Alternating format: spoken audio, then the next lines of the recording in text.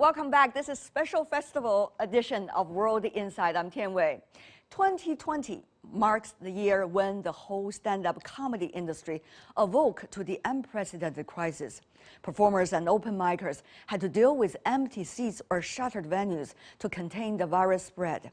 Intertwined with the virus, complex geopolitics has made the world more divided than ever, which pushes the boundaries on which jokes go from laugh-inducing to even offensive. Joe Wong, a famous Asian American stand-up comedian, has been an active voice for Asians in the U.S. amid the COVID-19 pandemic. He has slammed the white supremacists and initiated a petition to include the Asian American story in U.S. textbooks. Previously, he was also invited to the White House Correspondents Dinner in the year 2010, where he roasted then Vice President, now President Biden. How does Joe use comedy to navigate a year marred by both COVID and discrimination against Asians? Can Joe win over a tough crowd, or will his campaign fall flat? I visited Joe, and our conversation starts with Spring Festival customs.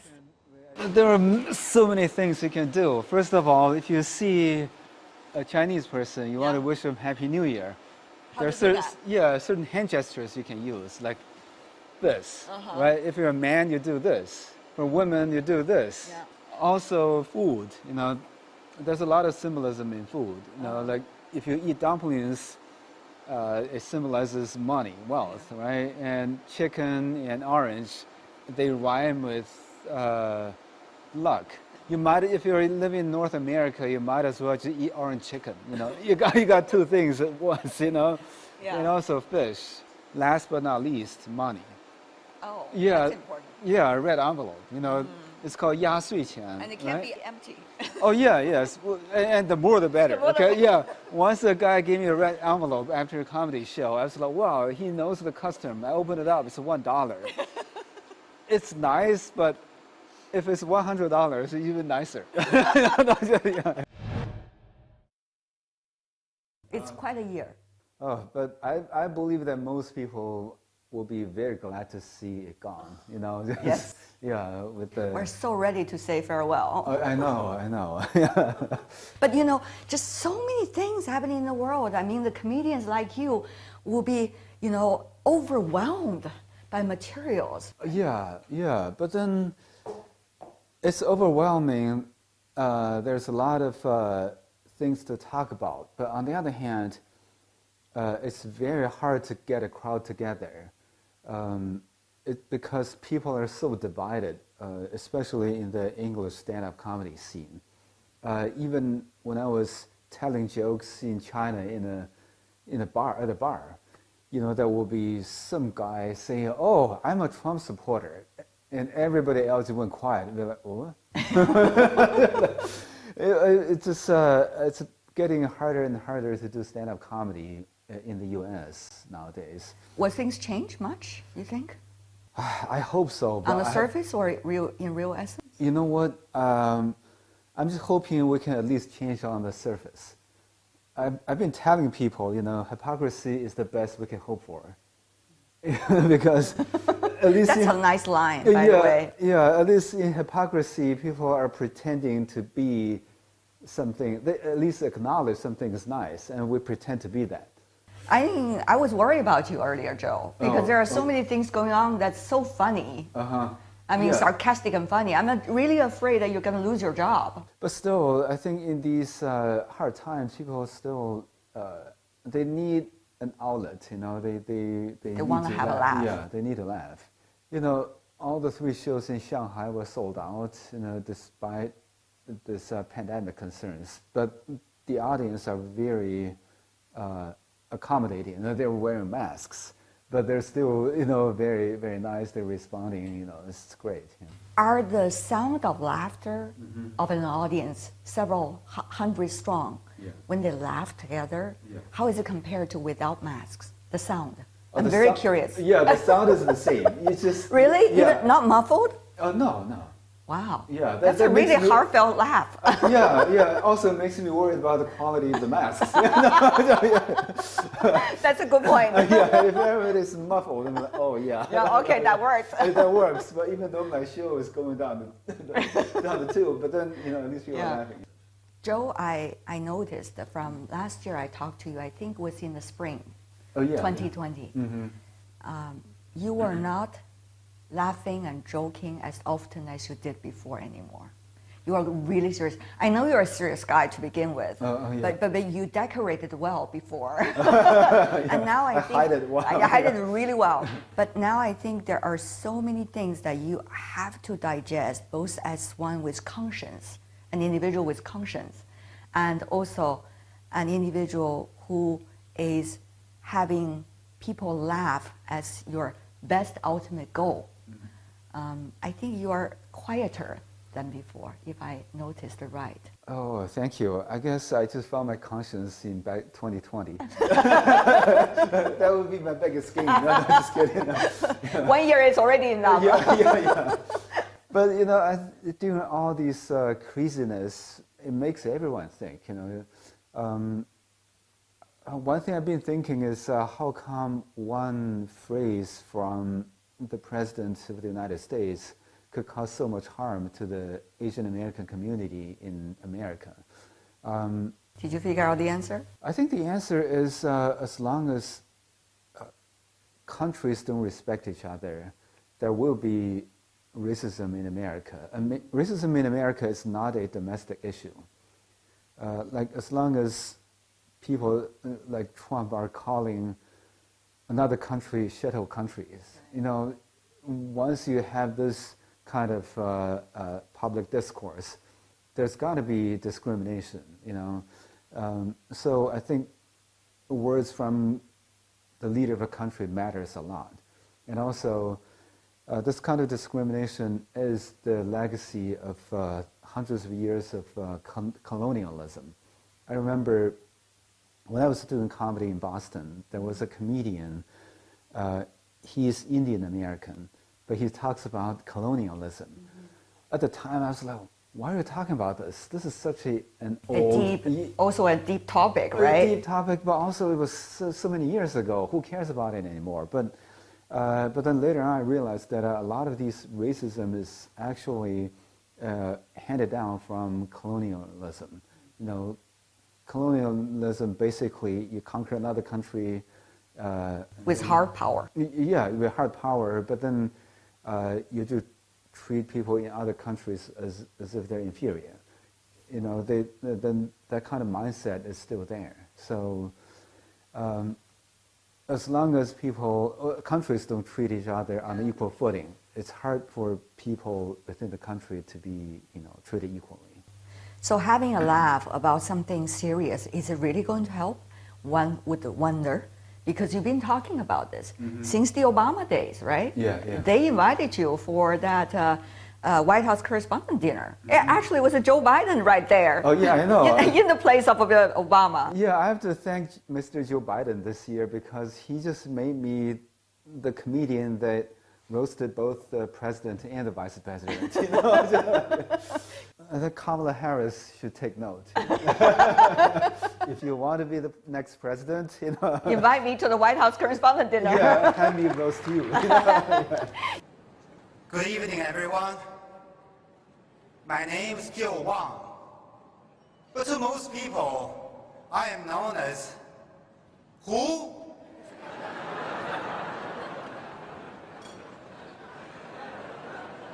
Which is actually my mother's maiden name.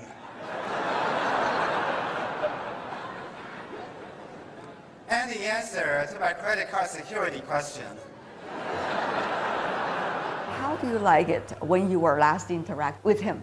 Oh, he's a very down-to-earth guy. He's the polar opposite from Donald Trump.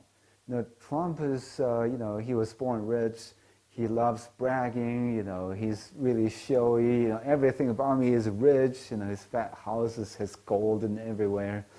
But Biden is very, he likes talking to people, he rides the train from Delaware to Washington for years. And during the ride, he would just talk to other passengers in the train. And he's the same with me as well. After my performance, we chatted a little bit. Yeah, what did you say? What did you say to each other? Oh, I would just say hi. He was like, oh, nice job. By the way, Joe, when you made it big in the future, and your people tell you that Joe Biden is outside, please don't say, cool. I remember that gig. Yeah. So he actually did a callback on my previous joke. So he's pretty cool, huh? Yeah, very cool and has a good sense of humor. Mm-hmm. Yeah. But things are different, right? I mean, at that time, China, U.S., for example, two countries you care the most. Yeah, exactly. But I'm just hoping that these two countries can get along better in the coming year.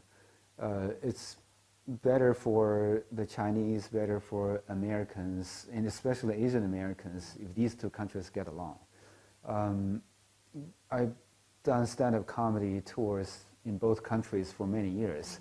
I just feel that people in these two countries have very similar hopes and dreams. It's just that the distance and maybe like propaganda or politicians, they try to pit one people against another. It's totally not necessary. Yeah.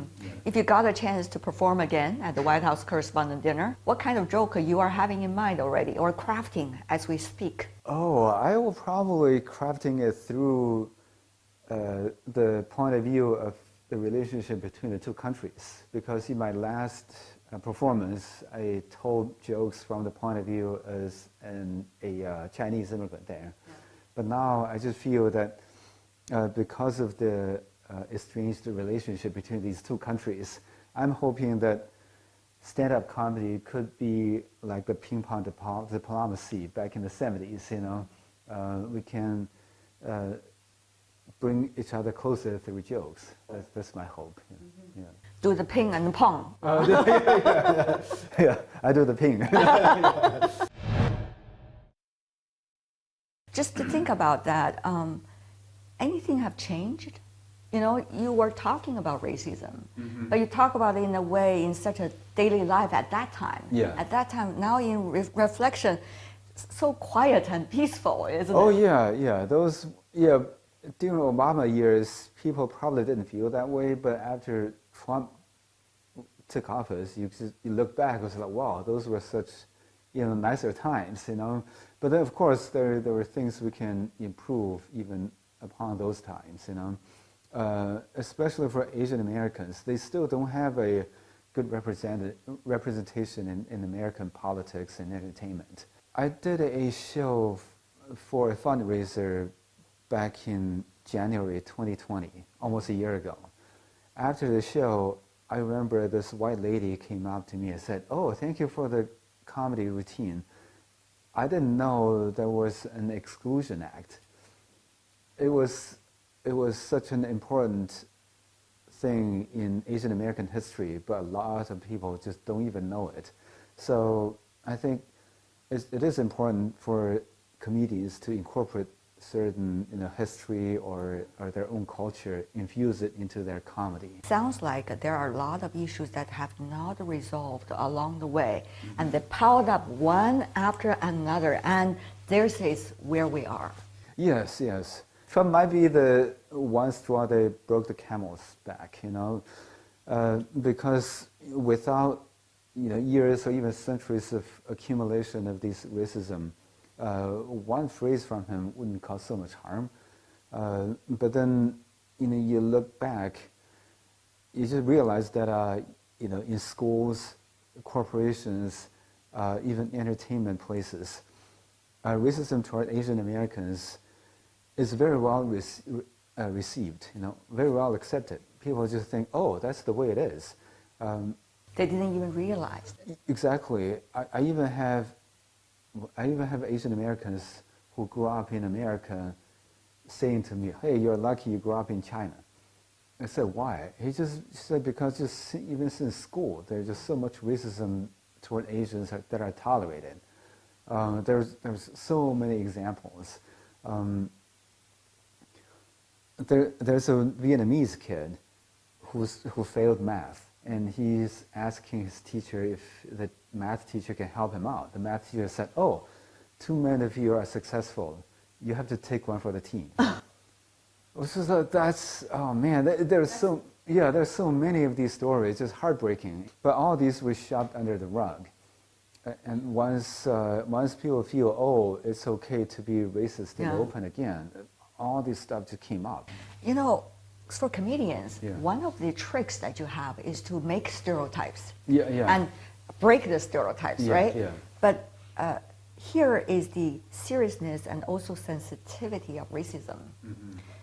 How are you going to articulate that in your creation of jokes? It's trial and error. You just have to always try these jokes and see what people can take. But of course, you can't always just tell jokes that people feel comfortable with. Then you're not telling the truth. Right. So it's always a balance there. But will you allow other comedians to test that with you? For example, as an Asian American? I wish there were more comedians who would test that with me. But in most cases, comedians from other ethnic backgrounds, they would just say certain things without even asking the Asian people how they would feel. And that's been the problem for years. I witnessed a situation where something happened. You know, all these white and black comedians are thinking, oh, will this be offensive to Asian people? And there's one Asian guy sitting right there. Nobody's asking him. It's right there. Just ask him. Yeah, I know. Yeah, no. Transparent guy. Yeah. The same thing with their television shows. They will have an Asian character, but in the whole writing room, there's no Asian writers. So nobody knows what the Asian sensitivity is. And they just make things up. As long as people are laughing, it's fine. So over the years, they reinforced a lot of Asian stereotypes. Yeah. How did you do that? I think this is not my standard, but then another comedian said this. I think it makes a lot of sense. Tell me more. When you write a joke, you just picture, if you write a joke about Asian people, for example, you just picture there's an Asian person right there. Can you say this to his face? If you can say this to his face and he's okay with it, then it's probably an okay joke. But otherwise, don't just try to think that, oh, I just hope there's no Asian in the audience tonight. That's why if a new comedian tells an offensive joke, I always give this person more benefit of the doubt. Because he's new, he's testing things out. But if this person who's done this like for years and he's still doing this racist material, then he's just a racist. Meanwhile, in China even, when you go to Wuhan, I'm sure the sensitivity of issues might be different. Let's just say when you go to Gansu or Yunnan, every place has their own sensitivities. Yeah. How would you be able to measure it well?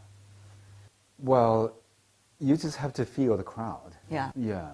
Because once you're That's an instinct in a way. Yeah, and also when you're on stage, you actually feel everything. Oh, you feel everything? Yeah. Aren't you distracted? Well, that's part of being a comedian. You just have to really know everything and then respond to it. It's kind of interesting that when I started doing stand-up comedy, there's always people come up to me and said, oh, by the way, when you're doing your show, this happened, I just wanted to let you know. I'm like, I'm there too. I'm on the stage. I can see everything. So yeah, the comedian actually, they notice these stuff. Joe, you see stand-up comedy is really making something in China. Oh yeah, it's really big now. A lot of entertainment shows claim themselves to be stand-up comedian shows. Oh yeah, exactly. What do you make of them? I think it's really encouraging for me. When I first came back to China to do my TV show here, there's only one comedy club in Beijing. Like 23 million people, one comedy club. Like one show every week or something. But now there's just even any given night, there could be up to 10 shows in Beijing. This is not even the weekend. So it's really flourishing now. And it's penetrating into third and fourth tier cities in China. It's really amazing.